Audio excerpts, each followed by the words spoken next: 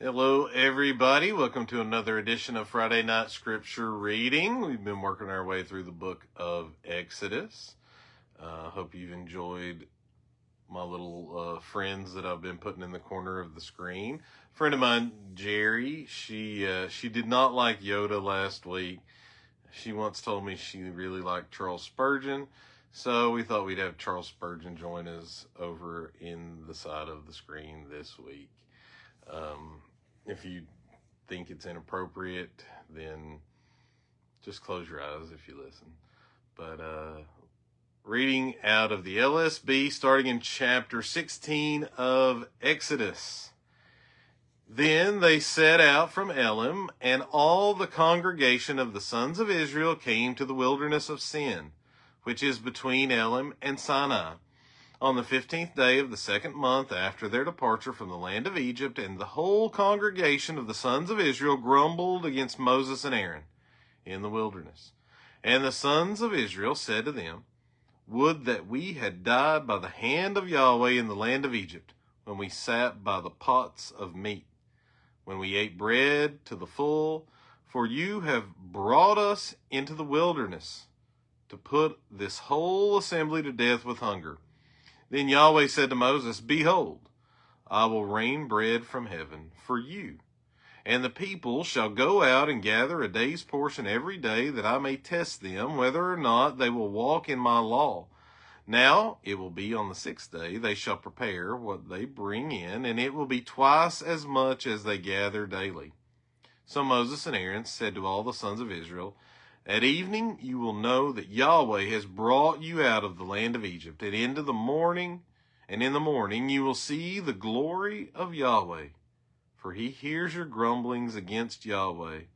And what are we, that you grumble against us?" And Moses said, "This will happen when Yahweh gives you meat to eat in the evening, and bread to the full in the morning. For Yahweh here's your grumblings, which you grumble against him. And what are we? Your grumblings are not against us, but against Yahweh." Then Moses said to Aaron, "Say to all the congregation of the sons of Israel, come near before Yahweh, for he has heard your grumblings." Now it happened, as Aaron spoke to the whole congregation of the sons of Israel, that they turned toward the wilderness, and behold, the glory of Yahweh appeared in the cloud. And Yahweh spoke to Moses, saying, "I have heard the grumblings of the sons of Israel.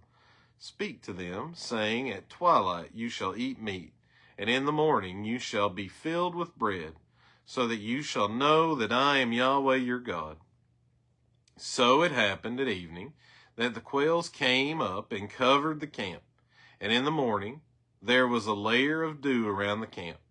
Then the layer of dew evaporated, and behold, on the surface of the wilderness there was like a fine flake-like thing, fine as the frost on the ground. And the sons of Israel saw it, and said to one another, "What is it?" For they did not know what it was. And Moses said to them, "It is the bread which Yahweh has given you to eat. This is what Yahweh has commanded. Gather of it, every man as much as he should eat.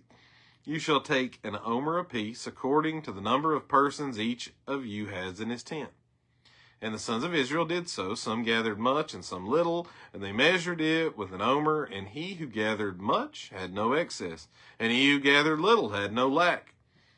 Every man gathered as much as he could eat.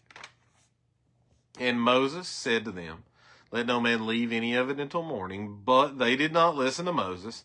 And some left part of it until morning, and it bred worms and became foul. And Moses was angry with them, so they gathered it morning by morning, every man as much as he should eat. But the sun would grow hot, and it would melt. Now it happened that on the 6th day they gathered twice as much bread, 2 omers for each one. Then all the leaders of the congregation came and told Moses, and he said to them, "This is what Yahweh has spoken. Tomorrow is a Sabbath observance, a holy Sabbath to Yahweh. Bake what you will bake, and boil what you will boil. And all that is in excess put aside to be kept until morning." So they put it aside until morning, as Moses had commanded, and it did not become foul, nor was there any worm in it. And Moses said, "Eat it today, for today is a Sabbath to Yahweh. Today you will not find it in the field. 6 days you shall gather it, but on the 7th day, the Sabbath, there will be none. Now it happened on the 7th day that some of the people went out to gather, but they found none. Then Yahweh said to Moses, how long do you refuse to keep my commandments and my laws? See, Yahweh has given you the Sabbath. Therefore he gives you bread for 2 days on the 6th day. Remain every man in his place. Let no man go outside of his place on the 7th day. So the people rested on the 7th day. And the house of Israel named it manna. And it was like coriander seed, white, and its taste was like wafers with honey. Then Moses said, this is what Yahweh has commanded. Let an omerful of it be kept throughout your generations, that they may see the bread that I fed you in the wilderness when I brought you out of the land of Egypt. And Moses said to Aaron, take a jar and put an omerful of manna in it, and place it before Yahweh to be kept throughout your generations. As Yahweh commanded Moses, so Aaron placed it before the testimony to be kept. And the sons of Israel ate the manna 40 years until they came to an inhabited land. They ate the manna until they came to the border of the land of Canaan. Now an omer is 1/10 of an ephah. Chapter 17 of Exodus. Then all the congregation of the sons of Israel journeyed by stages from the wilderness of Sin, according to the command of Yahweh. And they camped at Rephidim, and there was no water for the people to drink. Therefore the people contended with Moses and said, give us water that we may drink. And Moses said to them, why do you contend with me? Why do you test Yahweh? But the people thirsted there for water, and they grumbled against Moses and said, why now have you brought us up from Egypt to put us and our children and our livestock to death with thirst? So Moses cried out to Yahweh, saying, what shall I do to this people? A little more, and they will stone me. Then Yahweh said to Moses, pass before the people, and take with you some of the elders of Israel, and take in your hand your staff with which you struck the Nile, and go. Behold, I will stand before you, and they are on the rock at Horeb. And you shall strike the rock, and water will come out of it, that the people may drink. And Moses did so in the sight of the elders of Israel.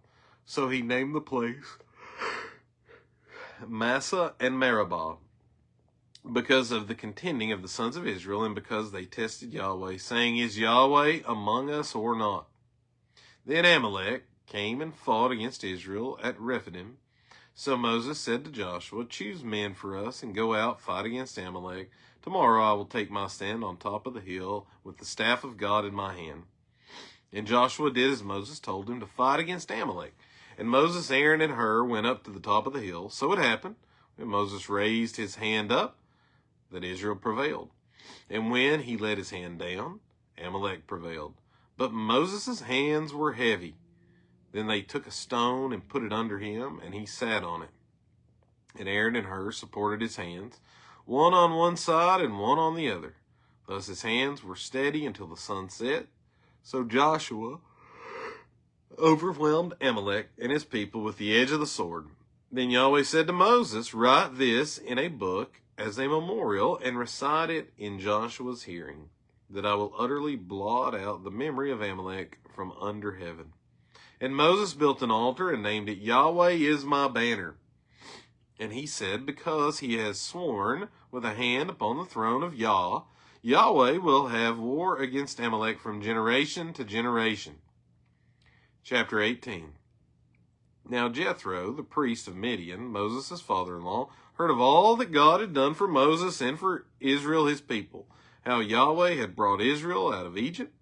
And Jethro, Moses' father-in-law, took Moses' wife Zipporah, after he had sent her away, and her 2 sons, of whom one was named Gershom, for Moses said, I have been a sojourner in a foreign land.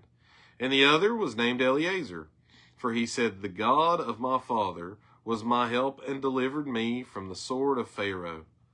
Then Jethro, Moses' father-in-law, came with his sons and his wife to Moses in the wilderness, where he was camped at the mount of God. And he sent word to Moses, I, your father-in-law Jethro, am coming to you with your wife and her 2 sons with her. Then Moses went out to meet his father-in-law, and he bowed down and kissed him, and they asked each other of their welfare and went into the tent. And Moses recounted to his father-in-law all that Yahweh had done to Pharaoh and to the Egyptians for Israel's sake, all the hardship that had befallen them on the journey, and how Yahweh had delivered them. And Jethro rejoiced over all the goodness which Yahweh had done to Israel, that he had delivered them from the hand of the Egyptians. So Jethro said, Blessed be Yahweh, who delivered you from the hand of the Egyptians and from the hand of Pharaoh, and who delivered the people from under the hand of the Egyptians. Now I know that Yahweh is greater than all the gods, for in this matter they acted presumptuously against the people. Then Jethro, Moses' father-in-law, took a burnt offering and sacrifices for God. And Aaron came with all the elders of Israel to eat a meal with Moses' father-in-law before God. Now it happened the next day that Moses sat to judge the people, and the people stood about Moses from the morning until evening. And Moses' father-in-law saw all that he was doing for the people, so he said, What is this thing that you are doing for the people? Why do you alone sit as judge, and all the people stand about you from morning until evening? And Moses said to his father-in-law, Because the people come to me to inquire of God. When they have a matter, it comes to me, and I judge between a man and his neighbor, and make known the statutes of God and his laws. And Moses' father-in-law said to him, The thing that you are doing is not good. You will surely wear out both yourself and these people who are with you, for the task is too heavy for you. You cannot do it alone. Now listen to my voice. I will give you counsel, and God will be with you. You be the people's representative before God, and you bring the matters to God. Then warn them about the statutes and the laws, and make known to them the way in which they shall go, and the work they shall do. But you shall select excellent men out of all the people, those who fear God, men of truth, those who hate greedy gain, and you shall place these men over them as leaders of thousands, of hundreds, of fifties, and of tens. And they will judge the people at all times. And it will be that every major matter they will bring to you, but every minor matter they themselves will judge. So it will be easier for you. They will bear the burden with you. If you do this thing and God so commands, then you will be able to endure. And all these people also will go to their place in peace. So Moses listened to the voice of his father-in-law and did all that he had said. And Moses chose excellent men out of all Israel and made them heads over the people, leaders of thousands, of hundreds, of fifties, and of tens. And they judged the people at all times. The difficult matter they would bring to Moses, but every minor matter they themselves would judge. Then Moses let his father-in-law depart, and he went his way into his own land. Chapter 19. In the 3rd month after the sons of Israel had gone out of the land of Egypt, on this day they came into the wilderness of Sinai. Then they set out from Rephidim and came to the wilderness of Sinai and camped in the wilderness. And there Israel camped in front of the mountain. Now Moses went up to God, and Yahweh called to him from the mountain, saying, Thus you shall say to the house of Jacob, and tell the sons of Israel, You yourselves have seen what I did to the Egyptians, and how I lifted you up on eagle's wings and brought you to myself. So now then, if you will indeed listen to my voice and keep my covenant, then you shall be my treasured possession among all the peoples, for all the earth is mine. And you shall be to me a kingdom of priests and a holy nation. These are the words that you shall speak to the sons of Israel. So Moses came and called the elders of the people and set before them all these words which Yahweh had commanded him. And all the people answered together and said, All that Yahweh has spoken we will do. And Moses brought back the words of the people to Yahweh. Yahweh said to Moses, Behold, I will come to you in a thick cloud, so that the people may hear when I speak with you and may also believe in you forever. Then Moses told the words of the people to Yahweh. Yahweh also said to Moses, Go to the people and set them apart as holy today and tomorrow, and let them wash their garments, and let them be ready for the 3rd day. For on the 3rd day Yahweh will come down on Mount Sinai in the sight of all the people. And you shall set bounds for the people all around, saying, Beware, that you do not go up on the mountain or touch the border of it. Whoever touches the mountain shall surely be put to death.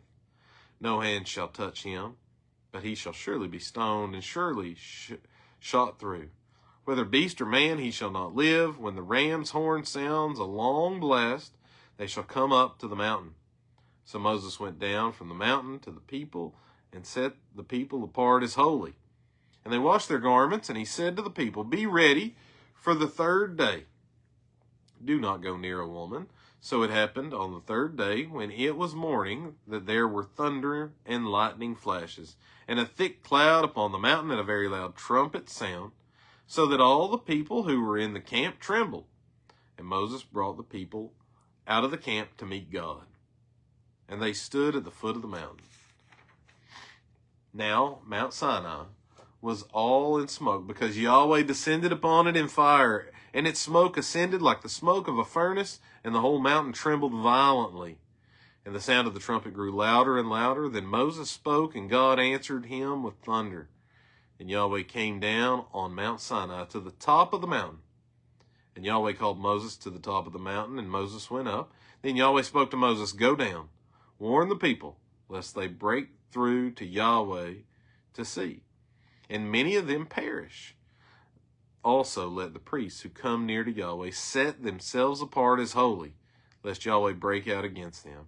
And Moses said to Yahweh, The people cannot come up to Mount Sinai, for you warned us, saying, Set bounds about the mountain, and set it apart as holy.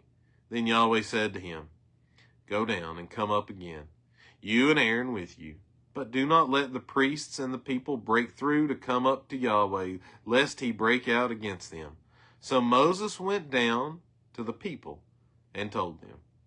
Hey, praise the Lord for the reading of his word. If the Lord wills it, we will see you this Lord's Day. Sunday school is at 10 a.m. Corporate worship is at 11 a.m. Evening worship is at 6 p.m. Y'all have a great weekend. Goodbye.